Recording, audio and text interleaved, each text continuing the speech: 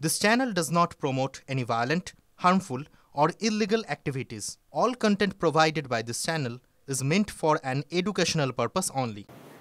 অন্যদিকে আবারও বাংলাদেশি অনুপ্রবেশকারী গ্রেফতার। এবার দুজন মহিলাকে গ্রেফতার করলো বাগদা থানার পুলিশ। বাগদার মাথাভাঙা এলাকায় সন্দেহজনকভাবে তারা ঘোরাঘুরি করছিলেন, তাদেরকে তখন পুলিশ ধরে। ধৃতের নাম জানা যাচ্ছে আজমিরা খাতুন, শিরিনা খাতুন, যারা যশোরের বাসিন্দা। চোরাপথে ভারতে ঢুকে পরিচারিকার কাজ করতেন তারা, ফের চোরাপথে বাংলাদেশে ফেরার তোড়জোড় করতেই পুলিশের হাতে পাকড়াও। আমার সহকর্মী দীপঙ্কর রয়েছেন। দীপঙ্কর, চোরাপথে তারা ভারতে এসে পরিচারিকার কাজ করতেন, আবার চোরাপথেই বাংলাদেশে ফিরতে চাইছিলেন কেন, মানে কি জানা যাচ্ছে এই বিষয়ে? আর দেখো, এই আজমিরা খাতুন এবং শিরিনা খাতুন এরকম অসংখ্য নারী পুরুষ তারা বাংলাদেশ থেকে চোরাপথে চলে আসেন এবং এসে এই রাজ্যের বিভিন্ন প্রান্তে পরিচারিকা বা কাজের জন্য চলে যান। এক্ষেত্রে এই দুই মহিলা তারা মুম্বাইয়ে গেছিলেন কাজের জন্য এবং দীর্ঘ কয়েক মাস ধরে তারা সেখানে কাজ করছিলেন পরিচারিকার কাজ। কিন্তু হঠাৎ করে তাদের পরিবারে কেউ একজন অসুস্থ হয়ে পড়েন, সেই কারণে তারা আবার ওখান থেকে বনগাঁ চলে আসেন, বনগাঁ থেকে বাগদা।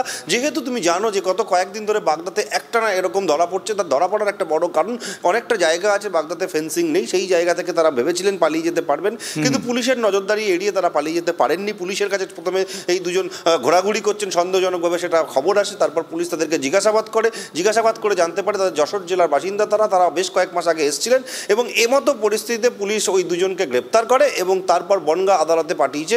আজকে তাদের সেখানে শুনানি হবে। এখন প্রশ্ন হচ্ছে, এই যে বাগদা এবং বনগাঁ এই যে সীমান্ত বরাবর যে বাংলাদেশ সীমান্ত বরাবর যে শহর বা গ্রামগুলো রয়েছে, এখানে কিন্তু এইভাবে চোরাপথে আসার প্রবণতাটা অনেক দিন ধরেই রয়েছে এবং এক্ষেত্রে যারা আগে এসছেন তাদের পরিবারের লোক কেমন আছে সেটা দেখতে যাওয়ার চেষ্টা বা আবার কাজের জন্য চলে আসা, এই চেষ্টা কিন্তু কন্টিনিউ রয়েছে। পুলিশও একই সঙ্গে জানাচ্ছেন তারা নজরদারি রেখেছেন, এরকমভাবে পালানোর চেষ্টা করলে বা আসার চেষ্টা করলে সেক্ষেত্রে কিন্তু তারা ধরবেন।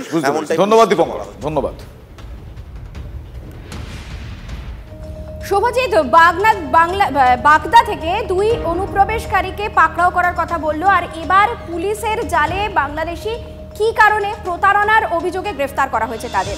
ডলার পাইয়ে দেবার নাম করে লক্ষ টাকার প্রতারণার অভিযোগ দুই বাংলাদেশি যুবকের বিরুদ্ধে। কাঁচরাপাড়ার আকবর নামে এক ব্যক্তির সঙ্গে দেখা করে অভিযুক্ত আফতাব খারাদি এবং রাজু বিশ্বাস এই ঘটনা ঘটিয়েছে। 1 লক্ষ টাকার বিনিময়ে 557টি কয়েন তুলে দেওয়া হয় আকবরের হাতে। নকল কয়েন বুঝতে পেরেই বুজপুর থানায় অভিযোগ দায়ের করে আকবর। অভিযোগ দায়েরের 3 ঘন্টার মধ্যে গ্রেফতার করা হয়েছে অভিযুক্ত দুই বাংলাদেশিকে। ধৃতদের কাছ থেকে উদ্ধার হয়েছে নগদ টাকা, 2টি মোবাইল, বেশ কিছু জাল নথি, টিনের কয়েন তৈরির সরঞ্জাম।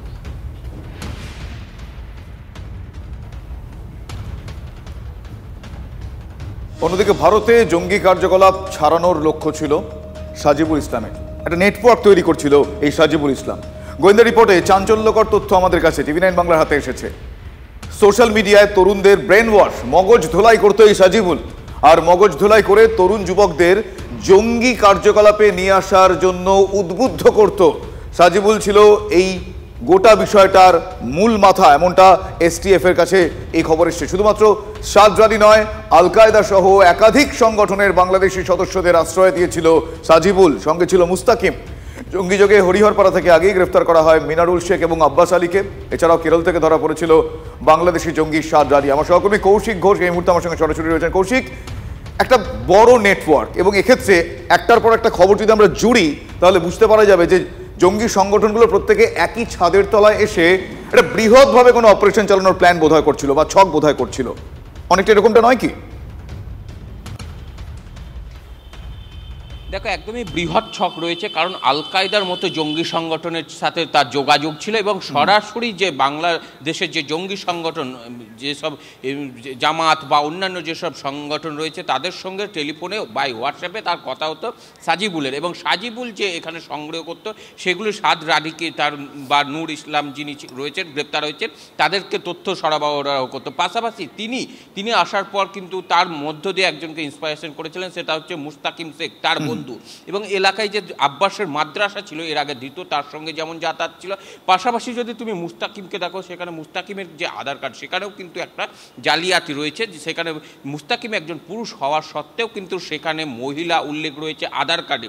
পাশাপাশি এই সাজিবুলই কিন্তু এখানে একটা নতুনভাবে আব্বাস বা মনিরুলের পর কিন্তু এখানে সাজিবুল কিন্তু একটা মুখ্য ভূমিকা পালন করেছিল এবং 3টে সংগঠন আনসারুল্লাহ বাংলা, অন্যদিকে জামাত এবং আল কায়দা, 3 জঙ্গি সংগঠনে কিন্তু সমন্বয়ে কাজ করতে এবং হ্যান্ডেলাররা যেরকম বুঝতে পেরেছি। কিন্তু এক্ষেত্রে আরো একটা বিষয় বলো, এই যে সাজিবুল আরো একটা ক্ষেত্রে সে তার নেটওয়ার্ক ছড়াতো, সেটা হচ্ছে যে ফান্ডিং, যেটা আমরা শুনছিলাম যে টাকা কিভাবে বাইফার্কেট করা হবে, সাইফোনিং হবে, সেই বিষয়টাও শোনা যাচ্ছে এই সাজিবুল দেখতো।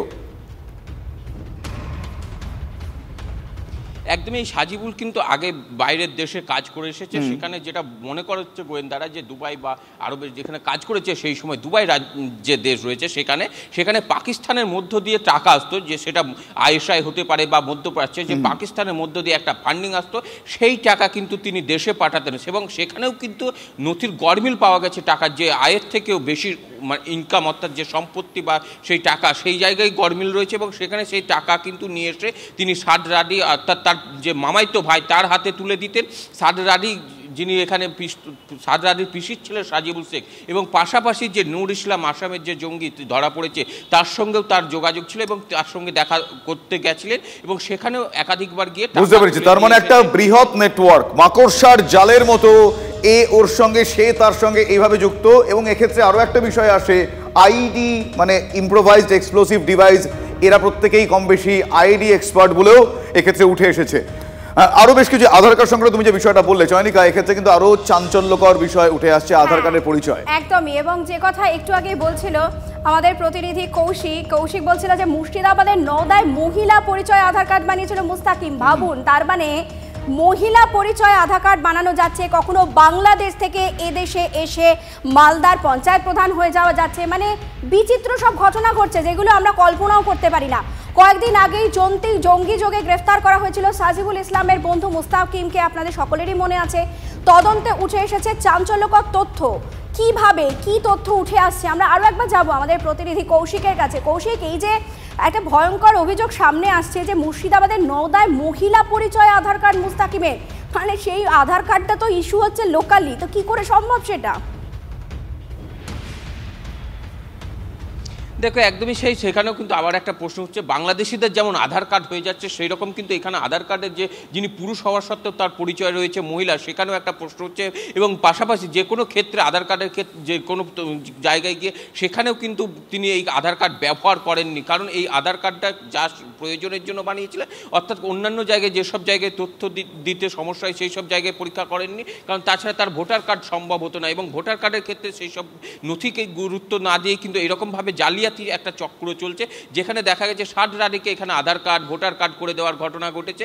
বাংলাদেশি অনুপ্রবেশকারী আরও যারা রয়েছে তারা এই সাজিবুল এবং মুস্তাকিম তাদেরকে যেমন আধার কার্ড বানিয়ে দিয়েছে, একটা বড় চক্র এদের মধ্যে রয়েছে, কারণ বাংলাদেশিদের আধার কার্ড বানিয়ে দেওয়া, ভোটার কার্ড বানিয়ে দেওয়া এবং তার পাশাপাশি নিজের আধার কার্ডে যে মহিলা একটা পরিচয় দিয়ে রেখে দেওয়া, সেটা একটা বড় চক্র। এবং এখানে যে আধার কার্ড করতে গেলে সব থেকে আধার কার্ড বা ভোটার কার্ডের ক্ষেত্রে যেটা সব থেকে বড় ভূমিকা পালন করে পঞ্চায়েতের ক্ষেত্রে গ্রাম পঞ্চায়েতের প্রধানরা বা পঞ্চায়েত সদস্য, এবং শহরের ক্ষেত্রে কিন্তু যে চেয়ারম্যানগুলি রয়েছেন পৌরসভার পৌরপিতা, সেক্ষেত্রে পঞ্চায়েত প্রধান ছাড়া এইসব সমস্ত নথি বা পঞ্চায়েত সদস্য ছাড়া এইসব নথি কোনোভাবেই সম্ভব হয় না। এবং এইসব নথিগুলো একের পর এক এরকম জালিয়াতি প্রশ্ন উঠছে যে কিভাবে সম্ভব হচ্ছে, এবং তারপরে নাম তো বদল হয়েই যাচ্ছে, পরিচয় বদল হয়ে যাচ্ছে এবং লিঙ্গ পরিবর্তন হয়ে যাচ্ছে। আপাতত তোমাকে ধন্যবাদ কৌশিক।